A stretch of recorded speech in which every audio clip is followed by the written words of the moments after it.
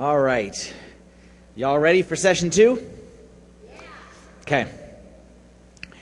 The question that I'm going to start, Father Daniel just asked you a question right there, and I'm going to ask you another question. In our first session, we spoke about God as our Father. And everything we spoke about sounded very nice. Okay, and how God is a close Father, and God is a competent Father, and God is a caring Father.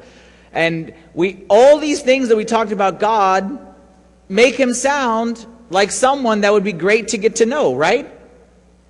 Well, my question to you is, if God is so great, and God is so caring, and God is so loving, and God is so merciful and gracious and kind, all those things that we say, how come more people don't believe in him? You ever thought about that? Actually, I'll take that. Thank you. How come more people don't believe in God? Thank you, Mark. Everything we just said about God makes it a no-brainer. Everything that we say about God makes it a no-brainer whether or not to have a relationship with him or not. He's there for when you need him. He cares about you. He's able. Like everything we said is that God is able and God is willing. So why is it that more people don't believe in God? Why is it so many people that go around and say, I don't believe in the existence of God? Or why is it so many people that say, I believe in God, but I don't want to have anything to do with God? Well, I believe the answer to that question is our topic for tonight. And I didn't even know that Sandra was going to say what she said, but she actually gave me the perfect intro. Because what Sandra said earlier, if you were paying attention, is she said that she prayed for something, and she didn't get what she wanted. And when she didn't get what she wanted, she instantly turned and said, why, God? Our topic here that we're going to talk about tonight is why God hasn't answered my prayer. And it's a topic that, I'll be honest, I don't want to talk about.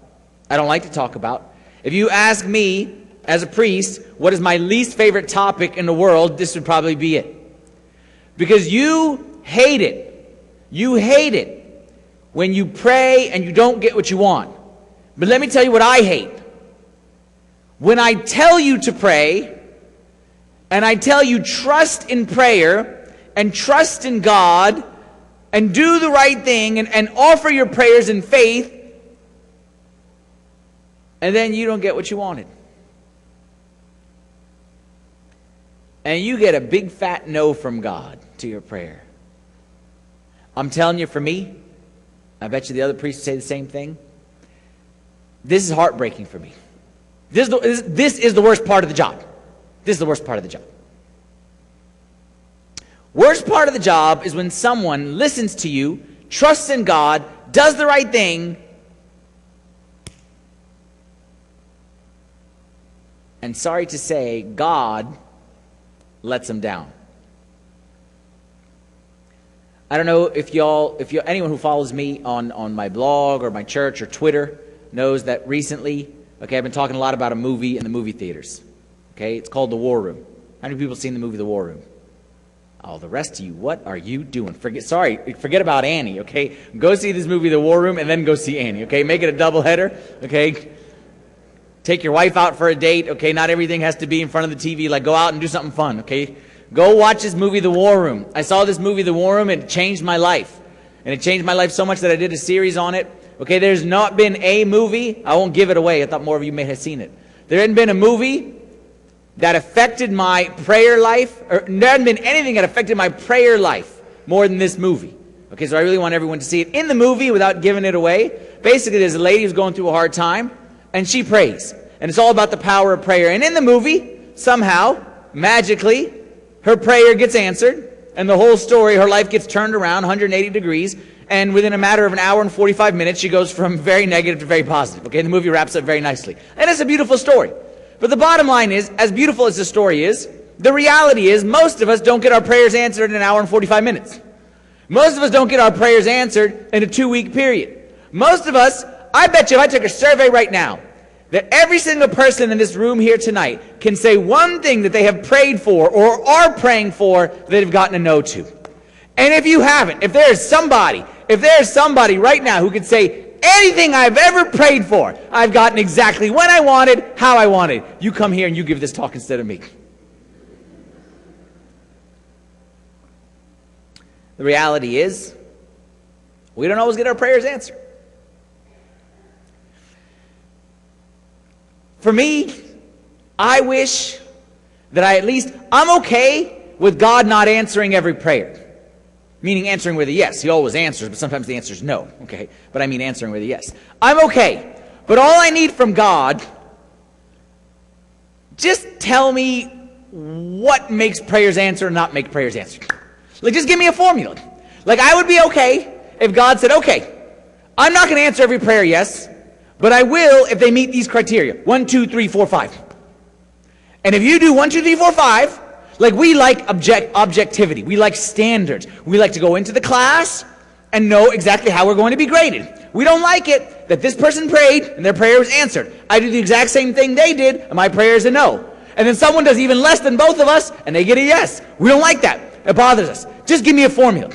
Like, if God said, okay, here's the formula for prayer. You have to go to church every Sunday. You have to make sure that you pray the Agpeya. You have to make sure that you fast on these certain days. If God just gave us a formula, or if he gave us a negative formula, he's saying, you know what? I don't answer prayers of people who don't go to church on Sunday. Okay, fine. I don't answer prayers of people who don't help old ladies across the street. Okay, fine. I don't answer prayers of people who commit the greatest sin, like fall asleep during a priest's sermon. Yeah, I agree. Don't answer their prayers, ever. Okay? That I agree with. That makes sense. But the problem lies in that God seems kind of haphazard, doesn't he? Like, some people's prayers get a yes, other people's prayers get a no. Some people get what they want, and their life is just so great, and we hate them. And other people struggle and strive, they get nothing. This is the reason why, like Sandra said, this is the reason why my experience says that 9 out of 10 times when you meet someone who says, I don't believe in God, I'm an atheist, it is not a theological reason. And you are wasting your time trying to convince them of the existence of God scientifically or theologically or biblically. Look, that stuff's all great. That's not why people don't believe. Because anyone who wants to think objectively, it doesn't take much to figure out that this stuff, just like I don't think this building put itself together, I don't think the earth put itself together. I don't think the soul. So it doesn't take much to believe in God. The majority of people who don't believe in God, at least my experience, I can't say about the world, my experience is actually 100%, is because they prayed and they didn't get what they wanted in prayer.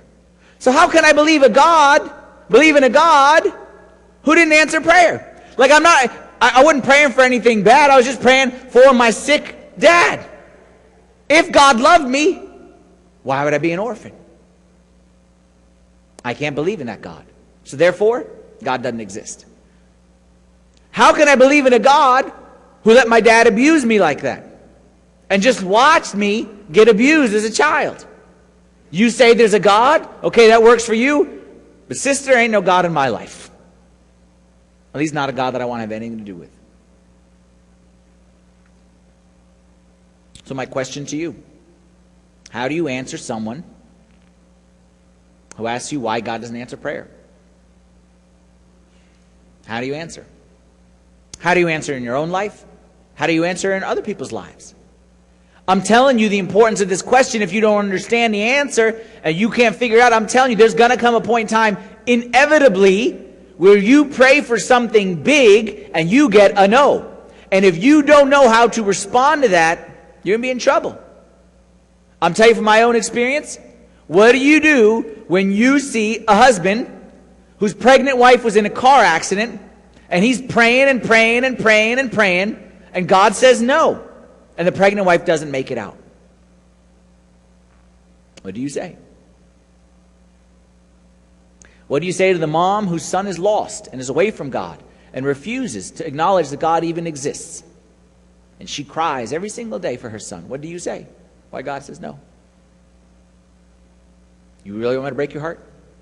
You really want me to tell you where my heart gets broken? What do you do to the kid, the 8-year-old kid who cries every night and says, I just want daddy to come home. I don't know why daddy has to live over there and mom has to live over here. I just want my daddy to come back. What are you going to say? That's real life. That's real life. First thing we're going to say If you've ever been in a situation where God has not answered your prayer the way you wanted, first thing I'll say is you're in good company. Because I'll show you two guys who are pretty good guys who didn't always get yeses. Job chapter 30, verse 20, and King David wrote in Psalm 22. Job says, I cry out to you, but you do not answer me. King David says something similar. He said, oh my God, in the daytime, I cry in the daytime, but you do not hear. Now, just in case you are automatically thinking that good people get their prayers answered, bad people get no's. That's automatically what we think. I would get a yes if I was good, and because I got a no, I must be bad. Job was a pretty good guy. Job from the mouth of God. What did God say about Job? God said something about Job he ain't said about anyone else on this planet. He said, my servant Job, have you considered him? There is none righteous like Job, my servant on this earth. That's what God said. No one more righteous than Job. And Job said, okay, God, if I'm so righteous, here's what I'm asking for. And God said, Job, you're the best. You know. Same thing with David. There wasn't anyone like David on this earth. But David knew, just like us, what it's like to get a yes. He also knew what it's like to get a no. So first thing is realize you're in good shape. You're in good company, I should say. You're in good company if you've gotten a no. You're not the only one. You think you're the only one. The temptation is to think that I'm the only one who hasn't gotten this problem solved. That's the temptation, but that's not the reality. The reality is all of us have been there and all of us are in the same boat. Now the first thing I'm going to say, and I'm just going to talk about this for 1 minute, and I don't really want, this is not my focus for tonight, but I can't move on without addressing this. As I said before, if you're good, you get prayers, yes, and if you're bad, you get a no. And I said that's not the way it is. That's true, but it's not 100% true. Meaning there are certain factors that if you choose certain ways of behavior, of lifestyle, that God will not answer your prayers no matter what else. Okay? And I'm doing this series now, it's called Into the War Room, and I'm talking about this. I did an entire message, okay, on the factors that we need to have in our lives that matter for God to say yes. That's not saying that if we do these factors, that God will always give us what we want, but it's if we don't do them, then God will not give us what we want. Does that make sense? Let me give you an example. I cannot live in sin with my boyfriend or girlfriend and then ask God to bless our marriage. That's not how it works. I can't be breaking all of God's rules and say, God, please help us not to fight. That's not how it works. You've already negated your ability to receive a yes because you broke the commandments. I cannot pray, God, forgive me, if I am holding grudge against my brother or my sister. You can't do that. I cannot, this is the example that I've given, and forgive me if it's very direct, I can't ask for a great blessing on Sunday morning if I'm going out and getting drunk on Saturday night. You can pray as hard as you want on Sunday morning. If you spend a Saturday night going out and getting drunk, I don't care how much you pray on Sunday. So for certain, our behavior, our lifestyle has an effect on getting our prayers answered, for certain. But let's agree there are times when we're doing everything right and we still get a no. That's what I'm talking about here for this session. But I'm not negating all that. That's an own important topic. But my assumption is tonight, what I'm talking about is when we're doing everything right, when we are helping old ladies across the street, when we are going to church on Sunday, when we are fighting to be pure, not only we're not sleeping in sermons, we are taking notes in sermons. Like we are doing it the right way. When those situations come, and we get a no, and we're doing everything right, how do we respond to that? In case that example isn't clear in your mind, I'll give you an example from my own experience, okay, and I think I spoke about this at the retreat about how now I'm at the time as a parent, like my kid is at the age where he wants a cell phone, okay, because who is 10 and doesn't have a cell phone these days, okay? So he wants a cell phone, and he wants a cell phone. I'm not going to give him a cell phone, okay? You may get cell phones to your kids. I don't want my kid at age 10 to have a cell phone.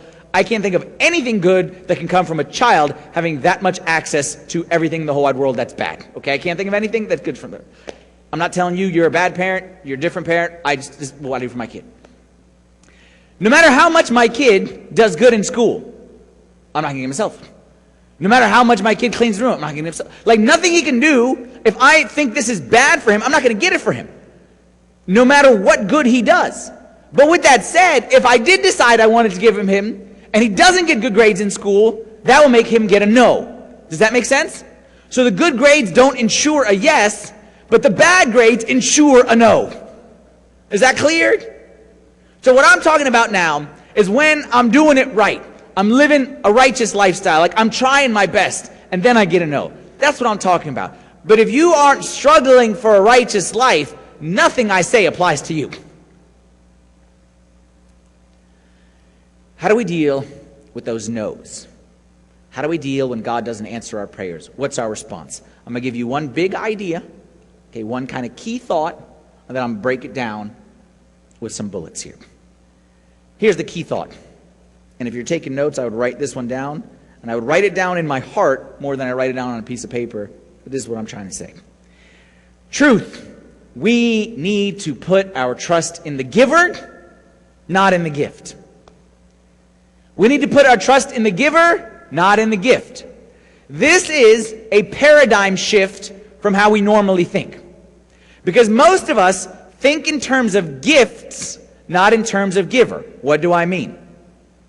I mean that when it comes to prayer, most of us think in terms of stuff we want from God. I want healing for my father. I want blessing for my children. I want God to give me a spouse. I want God to get my spouse away from me. Okay? We think in terms of stuff that we want. Give me this, give me that, take this, take that. We think in terms of gifts. A person came to me recently. Like I said, I'm doing this series on the War Room, and it's all about prayer. And I'm talking about the power of prayer and the power of prayer, the power of prayer. A person came to me in my church in the middle of this series and said, you know what, Father Anthony? You're talking all this about prayer. I have been praying for this situation for years, and God hasn't given it to me. And I did everything you said. I forgave whoever, and I'm trying to live a good life, and I'm doing everything right, and I'm believing, and I did everything that you asked me. I've been praying for years for this situation, and God hasn't answered it. I said, okay, let me ask you a question. Ask this lady, how's your marriage doing? I know you struggled in your marriage for a while. How's your marriage doing? She said, oh, it's doing great. God's never blessed us more. Okay. How are your kids doing? Oh, let me tell you how God is really working in my kids' lives these days. Okay, how's work going? She's saying, let me tell you how I'm doing great at work, and I really feel the presence of God in work. So I said, lady, you telling me that God is working in this way, in this way, in this way, in this way, and I have 15 ways that you can see God working in your life. But because He hasn't given you this one thing, you're upset? What is your focus on? Is it on the giver or is it on the gift? 15 ways the giver showed you, I am active in your life, I am working in your life, I am blessing your life, but I'm not going to give you this one thing. You complain or don't complain? Your focus is the giver or your focus is the gift? Back to me. I just told you I don't give my kid a cell phone. And I explained to you the reason why. Now, you know me. Maybe you don't know me very well, but you know me at least at some level, you know, from listening to me or whatever. How many of you, knowing me and how much I talk about my kids, how much I love my kids, how many of you, if I say, I am not giving my child a cell phone, how many of you are thinking in your hearts, oh, you know what? He just doesn't love him. Anyone? If my son were to come to you and say, you know what? My dad is mean. He doesn't love me. Why? Because he doesn't give me a cell phone. Y'all are laughing. What would you say? Would you say, oh, you're right. Yeah, he is mean. You're 10 and you don't have a cell phone?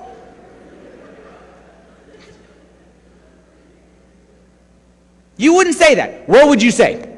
What would you say? No, let's be interactive here. Help me out. What would you say? What are you thinking right now? My son comes to you and says, my dad hates me. He won't give me a cell phone. What do you say? How do you respond? How do you explain that? Huh? He must have a reason. He doesn't think a cell phone is good for you. That's what we would naturally say, correct? None of us would think anything different than that, especially if you're a parent. You hear that I don't give my kid a cell phone, you naturally think, oh, there must be a reason. He must think that's not good for him. Well, how come when it comes to God, we don't say that? How come when it comes to me, a flawed individual, a parent with all kinds of mistakes, you automatically assume I love my child, but I have a better reason. But when it comes to God, and He doesn't give it to us, He's a bad dad. Or He doesn't know what He's doing. Or He has no common sense. And doesn't He know that we need this?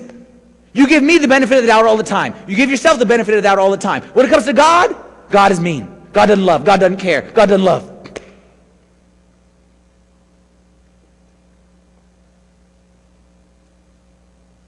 If you trust me as a dad, And I got all kinds of problems. But you didn't flinch.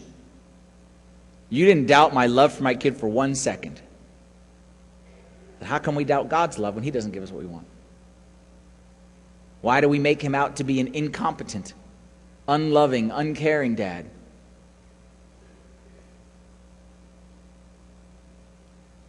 You know why we like gifts better than giver? We put our trust in gifts. We like gifts, not giver. You know why? Because who are we really putting our trust in when we put our trust in gifts? Who are we really trusting? Ourselves. We're putting our trust in ourselves. That I know what's best. And I know what's right. And I know what's good for me. And I know what's going to make me happy. And it's me, and it's me, and it's me, and it's me. With my kid, he didn't get this. You assume he doesn't know what's best. Dad knows what's best for him. When it comes to me, Dad has no idea what he's doing. Doesn't Dad know? Doesn't God know I should be married by now? I made it clear to him. Doesn't he know the timeline? Doesn't God know this problem should be solved by now? Doesn't God know I should have kids by now? Doesn't God know this should have been healed? It's hard to get help these days. Just to show you, ask yourself this question. To show you if you're putting your trust in the gift versus the giver. How many of you have ever said in your heart or out loud with your mouth, if God would just listen to me, the world would be a better place?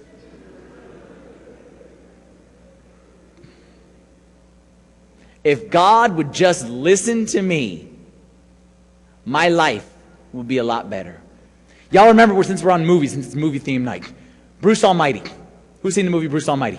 Okay, very good. Okay, movie Bruce Almighty. Oh, the Christian movie no one's seen, but Bruce Almighty everyone's seen, okay? Very good. You're raising great children here, okay? That's great, okay? Very good.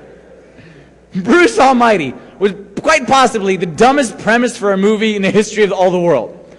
Somehow Jim Carrey became God in Buffalo. But he was like just God over Buffalo. I don't know how. And Morgan Freeman somehow like lent him out the role. I don't know exactly how it worked. In the movie, there's a scene. Okay, basically somehow Jim Carrey thought, basically like we all think, that I would do a better job of being God than God. Like God is not doing a very good job. I would do a better job. So he somehow is God for a week or whatever it is. And in the movie, there's a scene, I don't know if you remember it, where like he has to answer prayers. And the prayers come to him on like emails.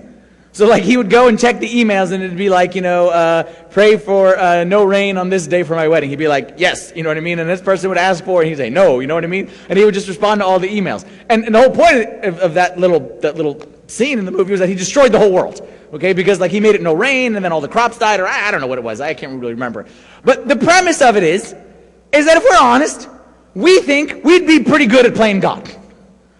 And we think if I could be God over my life, things would be great. But you know what? I just have to put up with God's incompetence. Because God doesn't know what he's doing. God doesn't have any common sense. Anytime God doesn't answer our prayers, I believe the root of that is one of three things. This idea of trusting the giver versus the gift. Three things. I'm going to tell you three things that you need to, if you struggle with this is something to write down. This is something to tweet out. This is something to put, I always tweet out. Who cares about tweet out? Only put it in a tweet if it's something that I'm trying to put it in my heart. This is something to hold on to. I'm going to tell you three things that you must hold on to these three things. Because there's going to come a point in time in your life where I promise you, you're going to face that challenge of not getting what you want in prayer. And if you do not have these three things to fall back on, you'll be in trouble. Every unanswered prayer finds its root in one of the next three things I'm going to talk about. I'll give you the overview, then I'll break it down. Every time, it's either A, God has a bigger perspective, B, God has a better plan, or C, God has a greater purpose. Let's break those down one by one. First, God has a bigger perspective. God has a bigger perspective. Because I see today, God sees forever. I see today, God sees forever. Since we're on the Jim Carrey, Bruce Almighty thing, let me ask you another hypothetical question. What would your life look like? Would your life be any different? What would your life look like if you knew the outcome of every decision you would make before you made it? What would your life look like? Would it look the same? If you knew how your boss was going to respond to your email before you sent it. If you knew whether she would say yes or no before you asked her out. If you knew how bad your kids would be before you had them. Would you be able to make better decisions in life if you knew the outcome of those decisions before you made them? What's the answer? Of course. If I knew the outcome of the decision, I'd always make the right decision. The reason we don't make the right decision is because we don't know how it's going to turn out. We're kind of guessing sometimes. But if I somehow knew what was going to happen before it happened, I could probably make better decisions. Show you how old I am right now.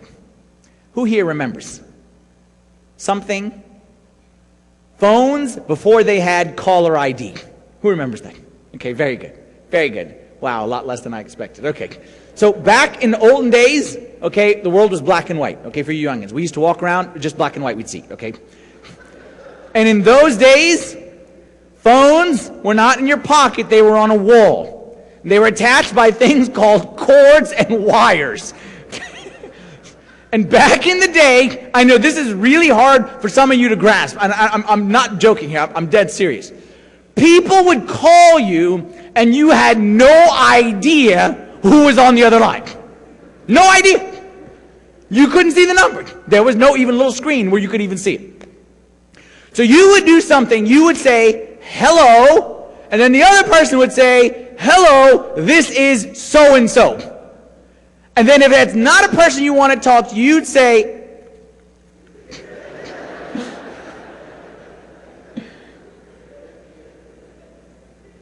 and then this invention came called caller ID. You used to have to pay for it at the beginning when it first came out, if you remember. It had to be something you had to subscribe to. You had to subscribe to caller ID. Okay, this is a great world that we used to live in.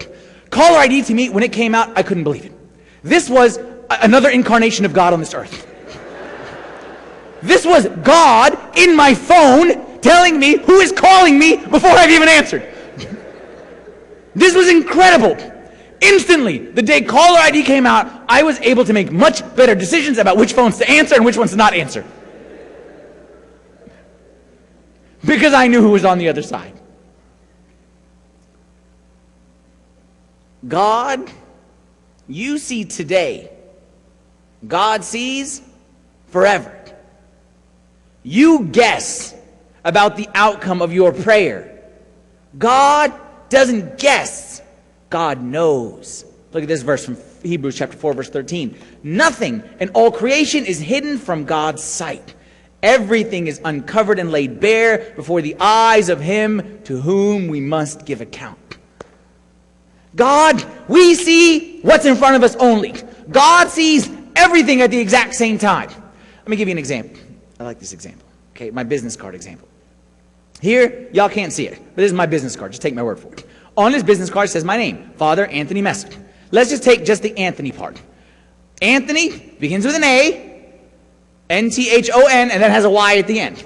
So there's an A at left. There's an A at the beginning, and an N at a Y at the end. An A and a Y. Are the A and the Y next to each other? No, there's many letters in between. But when you look at this card, when I look at this card, I don't need to say Anthony. Anthony.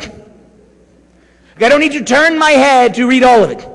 I can look from my perspective, and I can, with one look, see both the A and the Y simultaneously. Even though they are not next to each other, they're divided, but I can, from my big perspective, see them both at the same time. The O can't see them both, because the O is down there, can only see what's next to him on either side. But me, my perspective, I can see them both at the same side, at the same time. God is to time as you are to this business card. God looks at time from above. From his perspective, there's Adam and Eve, there's Moses, there's Jacob, there's George Washington, there's Christopher Columbus, okay, our man, okay. There's Martin Luther King, there's Father Anthony, there's Father Anthony's great-great-great-great-grandkids. All of them, God sees them all right there. George Washington, Abraham, Lincoln, Moses, and Joshua, and great-great-great-grands. God doesn't need to turn his head. God sees it all from his perspective. So when God sometimes says no, it's because God sees the outcome. And God knows where that request is leading to. And can you trust that? Or your trust is in your own short-sighted, short-term little perspective. God has a bigger perspective. Number two, sometimes God not only has a bigger perspective, God has a better plan. God has a better plan. I know good, he knows better. I know good, he knows better. Again, how many of you, won't make you raise your hands because I already know the answer. How many of you have ever, one of two things, prayed and prayed and prayed and prayed and prayed for something and then gotten it and then it was the worst thing that ever happened to you?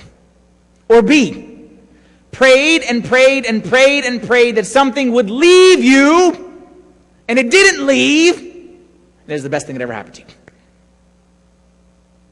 You know how many times that happens to us? All the time. All of us, if we're honest, can say we've been mistaken in our judgment. That we make dumb decisions all the time. No, God, take this away. This is the worst thing ever. Okay, thank you. No, God, please don't. Okay, that's fine. What we think is bad today, we later discover tomorrow was good. And what we think is good today, we later discover tomorrow was actually pretty bad. We are not as much of a good judge as we think we are. You know the whole expression, just to show you the expression, if you ever use the expression, a blessing in disguise. That means you ain't very sharp at seeing what's a blessing and not a blessing. So that's why we thank God that God has a better plan. I love this verse from Isaiah, chapter 55, verse 8 and 9. Again, this is a good one. I know I say every verse is a good one to memorize, but they are. Okay, this is a good one. For my thoughts are not your thoughts, nor your ways my ways, says the Lord. For as the heavens are higher than the earth, so are my ways higher than your ways, and my thoughts than your thoughts. You know what I love about this verse? God doesn't have a way. God has ways. God doesn't have a way. God has ways. Meaning, no matter what situation you're in, no matter how much you've messed up, you never paint God into a corner where God's like, well, you know, I wanted to bless you, but, you know, like you did something wrong in second grade and I just can't. Like you messed up. Sorry. Like God is never painted into a corner where he doesn't have options at all times. God says, I want to take you this way. And then we sin and we negate that way. God says, okay, I got another way to get you there. I'm God. My ways are not your ways. You have a way and it's good, but I got ways and they're better. I talked about Moses earlier. Forget about Moses. Daniel, Old Testament, obeyed God, and the reward for him obeying God was he was thrown into a lion's den. Wait a minute, God. Here, I'm Daniel. How am I praying? Sometimes we over-spiritualize the characters in the Bible, okay, and we make it sound as if like they were excited to go into a lion's den. Like, yes, lion's den. I don't think that to be the case. I think Daniel, man of God, man of faith, man of prayer, the reason he was in there was because he prayed, started praying again. And I think his prayer probably went something, like, I'll tell you if it was me how I would pray. I would say, okay, God, I'm going to this lion den thing, okay? But I trust in you and I believe in you because you are almighty. So I have no doubt you're going to give me one of them little baby lions that I can knock out. Give me a little lion with like not many teeth, okay? So I can, you know what I mean? Or one of them dumb lions, okay? Like, that I can take him. God says, okay, that way is good, but my way is better. I'm going to give you a big adult lion, ferocious. And he's not going to lay one paw on you. He's going to say finger, okay? He's not going to lay one paw on you. Daniel had 3 buddies, Shadrach, Meshach, and Abednego. Same, very similar situation. They, because of their faithfulness to God, were thrown into a fiery furnace. Okay, God, here we go. I mean, how is it going to work? We're going to go in there, and you're going to invent fireproof material. The second we get in there. God says, nope, that's still coming in a few years. But how about I stick you in that fire, and I give you a cool breeze. And you know what? Because I like you, I'm going to stand next to you in there as well. See, your way is good, but God's way is better.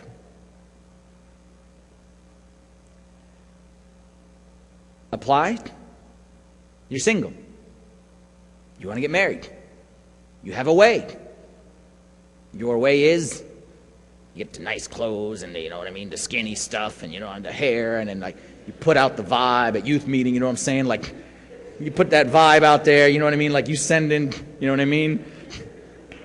Letting the ladies know what's up, you know what I mean? And you know, you're playing the game, you date around, you mess around, you disobey God, but you don't do anything really, really bad, because we make a distinction between bad and really, really bad. And then at some point in time, you know, you'll meet a great girl and you'll do some bad stuff, and then you'll just marry and you'll have like a good marriage. That's good. But let me tell you better. Better is I'm actually going to make you miserable as a single person. You're going to be really lonely. And it's going to be the hardest time of your life. But in your loneliness, I will be with you. And you will learn how to be lonely with me and how to make me your best friend.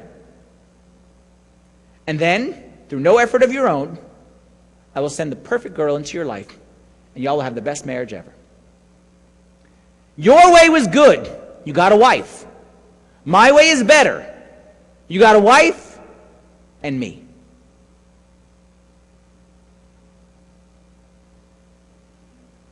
Good is God give me 4 kids. That's what I want. I want 4 kids.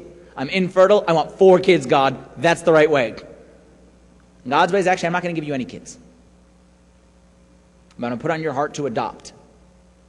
And you're going to have not 4 kids. You're going to have the perfect kid just for you, that I prepared before all of eternity. Your way is good. My way is better. You see, this issue gets down to the root of who do you trust. Do you put your trust in yourself and your own ideas and your own plan and your own way? Or do you realize that God's ways are so much higher than our ways? He even gives us, again, I'm a math person, okay? I like numbers. As high as the heavens are from the earth. Y'all know how high the heavens are from the earth? That's a big distance.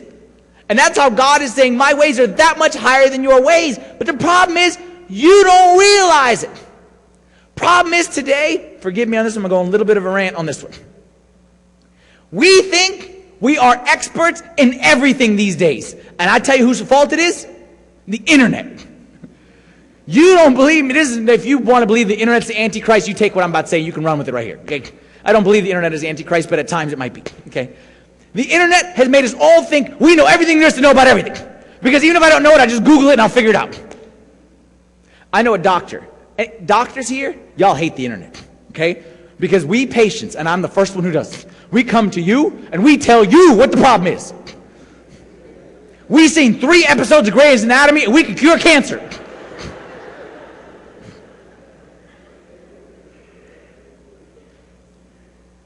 It is dangerous when we apply this same thinking towards God. We know what's right, God. Now, I've been to Sunday school. I went to Sunday school till 5th grade. I know what I'm talking about. It is dangerous when we have the same attitude towards God. First, I said that God has a bigger perspective. I see today, he sees forever. Sometimes he doesn't give me what I want because he sees the bigger picture. Number two, sometimes we're seeing the same thing, the same end point, but I have a good plan, he has a better plan. And then the third, that God has a greater purpose. I want happy. He wants holy. And a lot of us, if we're honest, our problem with God, if I can be honest, you know why God is not answering your prayer? Because you're fighting against God in your prayer. Because God is trying to make you holy. You're trying everything in your power to make yourself happy. And those are two completely different goals. I'm not saying God doesn't want you happy. I, as a father, I want my kids to be happy. But there are greater purposes in life than they're just to be happy at all times. Pain-free. I have a greater purpose for them. And sometimes I will sacrifice their happiness for the sake of their well-being. And God is no different. He will sacrifice your happiness for the sake of your holiness, because your happiness only lasts for a short period of time, but your holiness will carry you into eternity and beyond. I spoke about this at the retreat, so for those who were there, and I'll just kind of reiterate the same thing, that you cannot find any great man or woman of God who didn't have to go through adversity to get there. You can't find one person in the Bible who became great without adversity. You can't find one great saint in our church's rich history. I don't even think more local level. Think of somebody that you admire in your life. Your father, your uncle, your grandfather, your mother, your sister. Think of somebody that you know and that you admire. And I guarantee you, that person at some point in time went through a difficult period of time where they resisted at first. And God said no. God did not answer their prayer. They said, God, get this away from me. And God said, no, I have a greater purpose to make you something greater. And they are who they are today because of that period. St. Paul, our example here. St. Paul, as you all know, at one point in time, St. Paul, for those who don't know, was, other than Christ, the greatest preacher of all time. All right, and St. Paul wrote half the New Testament, and most of the churches all over this world would say, at some point, direct their starting point back to St. Paul in some way, shape, or another. St. Paul went through a period in his life where he had, in his own words, a thorn in the flesh. Something that was debilitating. We don't know exactly what it was. We know it was debilitating. We know it was extremely painful. For the toughest man on the planet, St. Paul was, to talk about this in a painful way means it was really painful. And most importantly, it was hindering him from doing the mission that God asked him to do. It was inhibiting his ability to preach the gospel all over the earth. So what did St. Paul do? The Bible says that St. Paul prayed. And it says, 3 times I prayed that the Lord would take this from me. Now when you hear that expression, 3 times I prayed, don't think of it, it means 3 times the way you and I pray. Please God, bless my mom, bless my dad, please take away this bad thing, and please give me safety on my way to school today. Amen. That's one. That's not means pray 3 times. You know what pray 3 times means? It means 3 seasons of prayer. It means St. Paul said, like for example, here comes Lent. Lent is coming around and say, you know what St. Paul's saying? You know what? I'm dedicating this Lent to this thorn in the flesh. And I'm going to pray, and I'm going to fast, and I'm going to dedicate all my resources, and I know God will heal, and I know God will, and I know God will. A season of life. And at the end of that season of life, God said, no. A year and a half later, St. Paul somehow, I can't take this anymore. I'm going to dedicate this season of life to prayer. And he dedicated the season, and he told everyone to pray for him. And he set the little notes up on the altar, everything like that. Like he did everything right. And God said, no. 3rd time, season, no. At the end of 3 seasons of prayer, God said, I appreciate those prayers. No, no, and no. And St. Paul's analysis of this is written to us in 2 Corinthians chapter 4, verse 17 and 18, where he says, our light affliction, which by the way is a funny sentence, our light affliction. His light affliction is more than all of us combined. Okay, if we faced 10% of what he faced, we would run like the wind. He says, our light affliction, which is but for a moment, is working for us a far more exceeding and eternal weight of glory. While we do not look at the things which are seen, but at the things which are not seen. For the things which are seen are temporary, but the things which are not seen are eternal.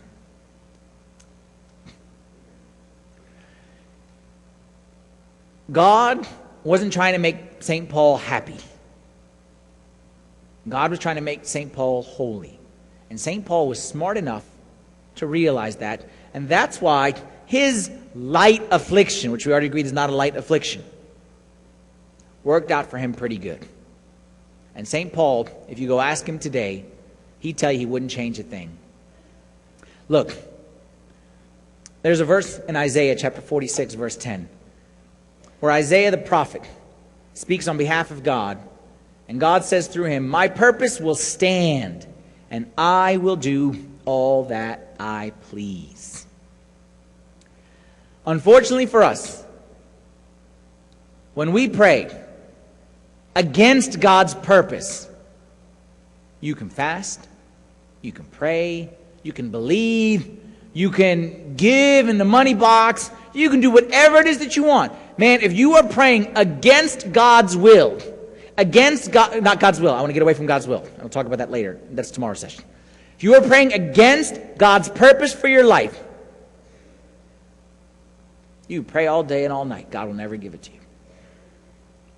I remember there was a season in my life. All right, I'm not going to sit here and say that I am anything special or anything great, but I share examples from my own life just because I always tell people you'd rather me share my story than stand up here and share your story, right? Like, you wouldn't like it if I said this person did this. So when I was in college, university, when I was in university, I wasn't very close to God for the first 2.5 years, 3 years of my college life. All right, I wasn't close to God. Like, I was always like in church. I would say I was in church, but the church wasn't in me. Like, I was in church physically, but I was just kind of going through the motions and whatever. So I went away to school, and once I went away to school, that was pretty much it. Like, I was kind of only doing it for my parents' sake when I was here, but once I went away to school, I was pretty much on my own. And I was a good kid. Obviously, I was a good kid, okay? But I wasn't so much into God, and I wasn't so much into, the church thing and like the holy thing, and it just wasn't for me. I had my friends. We weren't the worst people or the best people. Like, we were just average college students doing what average college students do. End of my third year, I started to get close to I really started, like, it began socially in church. Okay, then that started to get me closer to God, started to develop a relationship with God. My fourth year of college, okay, when I go back, by this time I had spent all summer back home and started to establish relationships with people back in church, and my social circle started to change. I was living in a house with 8 guys, or there was 8 of us, me and 7 other guys, and we had certain lifestyles. Okay, we lived a certain way. Again, not angels, but we're not the worst people in the world. We're college kids. But my social circle started to change. I started hanging out with these church people a little bit more and make better decisions socially. I wasn't leaving this group as much as I was just trying to, when you play the game. You know what I mean? Like, you play the game here and you play the game here. And that works for a while, but at some point in time, the two boats go too far apart that you can't keep one foot on each for so long. So you got to kind of make a decision. And around this point in time, I'm thinking to myself, you know what? I like this God way. Okay, I like this. The problem with the God way is it's really only on weekends when I would go home for church. And I wouldn't even go home every weekend. So like if I didn't go home for a weekend, it might be like 2 weeks. And this is my social circle that I've known for 3 years. I said I want to go this way. Right at that time, lo and behold, as will always happen, you make a decision to go this way, you better believe all the power of hell will be against you to try to make you go back. Some things happen in my personal life, okay, where, without getting into any too much detail, I went through a difficult period. And that was a lonely period for me, a very lonely period.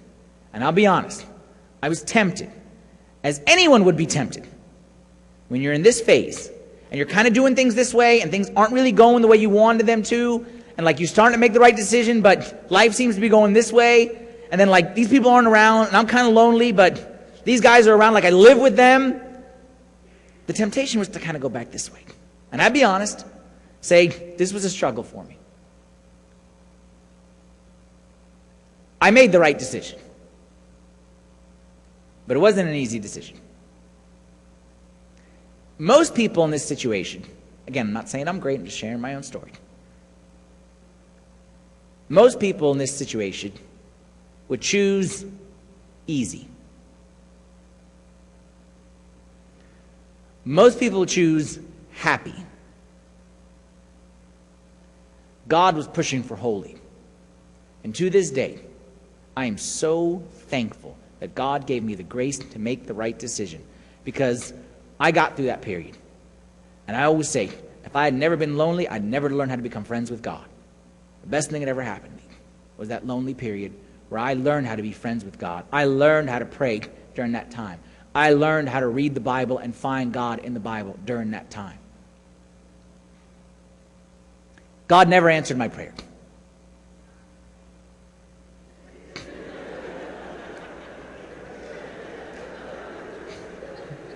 But he's answering now.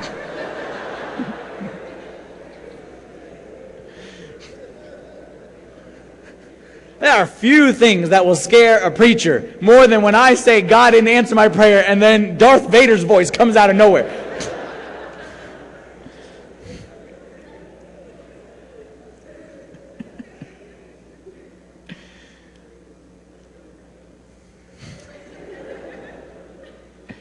God never answered my prayer. But I'm telling you, if I go back in time, I wouldn't change a thing. If I go back in time, I wouldn't change a thing.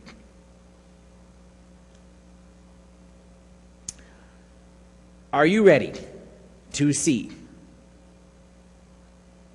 that God has a bigger perspective? He sees things that you'll never see. That God has a better plan. He's got better ways, so much higher than the heavens and the earth are your ways.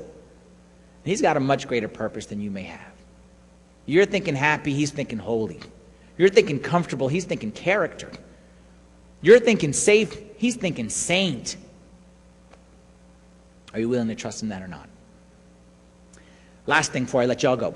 Okay, last thing. And I'm just going to say these two things, and I'm not going to say anything more after that. Even when I prepared, I should end here, but I just can't leave you without this. Two things, I want you to go out with this. Trust in the giver, not in the gift. Put these three things, these are the three roots. I'm going to give you two things right now. Two tools. Put in your pocket. Put one in your left pocket, put one in your right pocket, and keep this with you as you go out. Two things to remember and remember and remember and remember and recite and remember.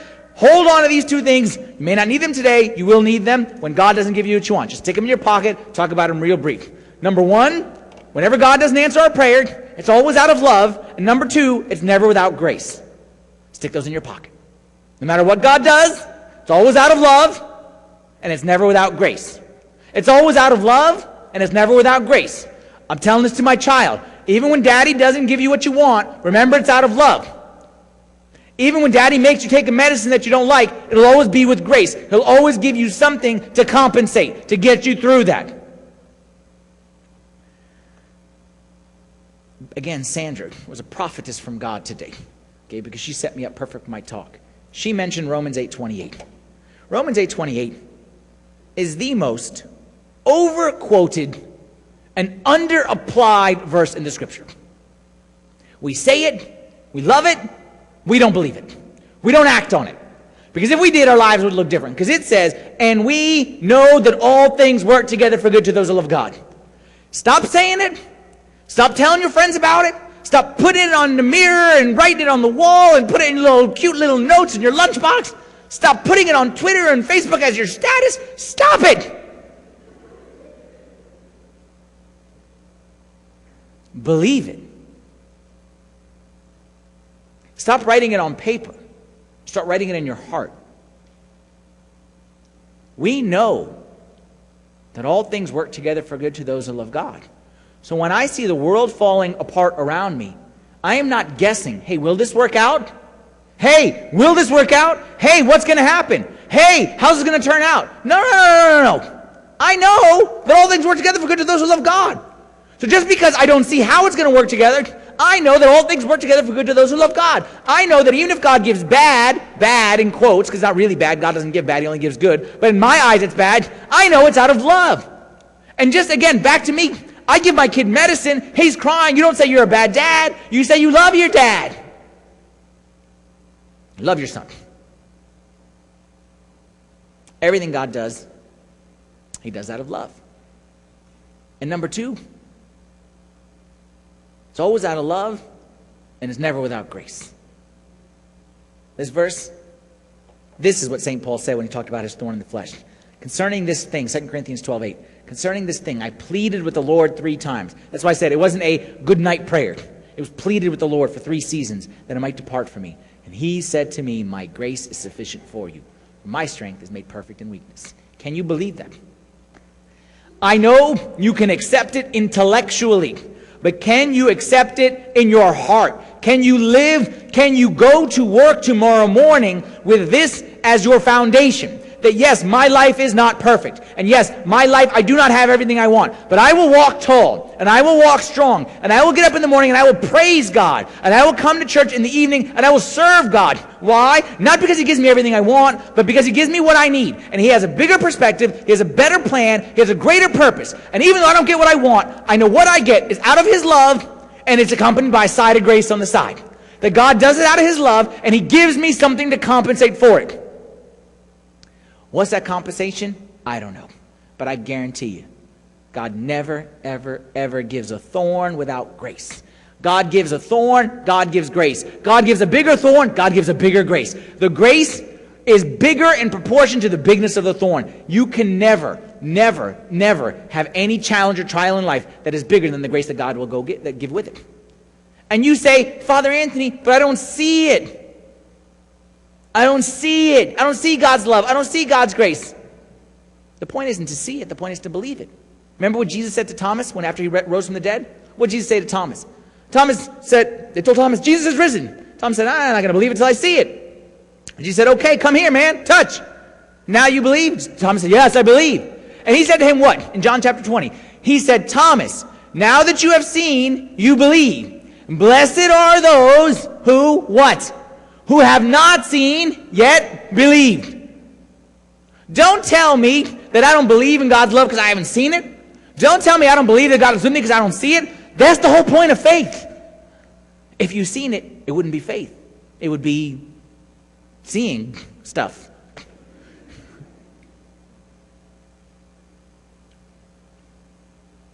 I'm done. I'm done. Let me just tell you this. I'm done. Let me tell you this. Okay. As a priest, I can honestly say, I don't have a God perspective, but I have a slightly bigger perspective than maybe the average person sitting right here. As a priest, I can say, I don't know one person, I don't know one family that doesn't have something that they're praying about that they haven't gotten. I don't know one person. You think it's just you. And you think you're the only one. Or you think that yours is worse than everyone else's. That's human nature. I think mine is worse than yours. I trade with you, you trade with me. That's life. The goal is not to get everything we want from God. The goal is to put our trust in the giver, not in the gift. And if you wanted to look for some, like you heard nothing that I said tonight, and you want to walk out of here with just like one verse, easy to memorize, one phrase, like you heard nothing that I said, like you just woke up. You've been checking your Facebook this whole time, and you have like 6 likes on your picture, which is fantastic. Now you're ready to pay attention to what I'm about to say. You walk out of here with Psalm 4:5. Psalm 4:5, which is such a dear verse to me, near and dear to my heart, that I know y'all can't see this. I don't carry a wallet, I carry a money clip, okay? And on my money clip, it says Psalm 4:5. Someone gave this to me because I told him this verse in confession 60,000 times. So he finally said, you're going to buy me this little money clip. And I keep it next to my heart. Psalm 4:5 says this. Make life real simple for you. What I need to walk out of here and do, I need to offer right sacrifices and trust in the Lord. Offer right sacrifices and trust in the Lord. Offer right sacrifices and trust in the Lord. Offer right sacrifices means do your job. That's what I said in the beginning. Ask in faith. Forgive your enemy. Love your neighbor. Strive for purity. Fight against sin. Pray in faith. Like, do all the things you're supposed to do. Do your job. Offer right sacrifices. But then once you have offered right sacrifices and done your job, then it's time for you to trust in the Lord. That you did your part, now it's time for him to do his part. You've done your part. If you haven't done your part, go do your part. Then after you've done your part, you come back and say, God, I trust in you. I know that you got a bigger perspective. You got a better plan. You got a greater purpose. And anything you give me, I will trust in you. I will not trust in the gift. I will trust in you.